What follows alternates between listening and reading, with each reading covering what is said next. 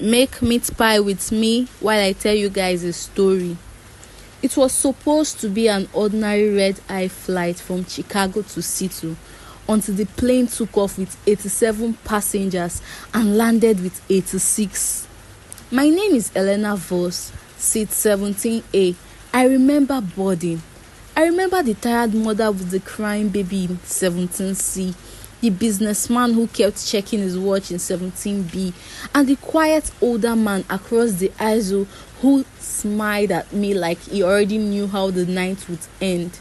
We reached cruising altitude. The cabin lights dimmed. Most people slept.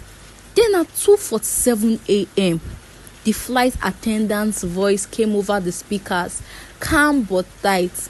"Ladies and gentlemen, we have a situation. Please remain in your seats." That's when I noticed the empty seats. 17B.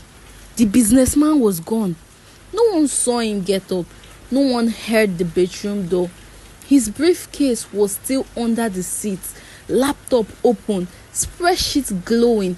His phone sat charging, screen showing a half-written text. "If you're reading this, I didn't make it." Passengers started whispering. A flight attendant walked the aisle, counting heads again and again, her lips moving silently.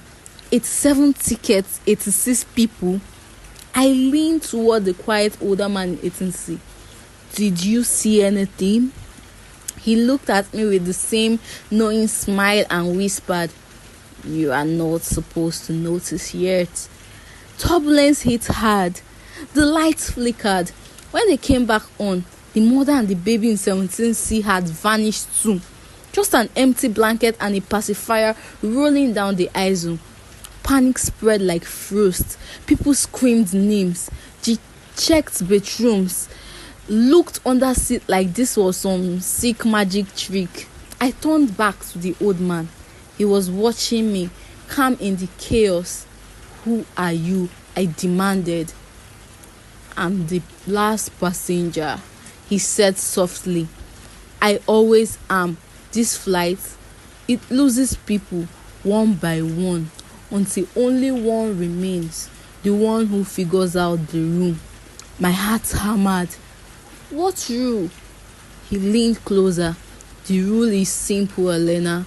The plane will keep flying forever unless someone willingly takes the place of the missing. A trade, a soul for a soul. But you have to say it out loud to me before we land." The seatbelt sign dinged. The pilot announced final descent. I looked around. Empty rows everywhere now. Only me and the old man remained. The old man extended his hand, eyes gentle, almost kind. "Last chance. Say the words or become the new last passenger."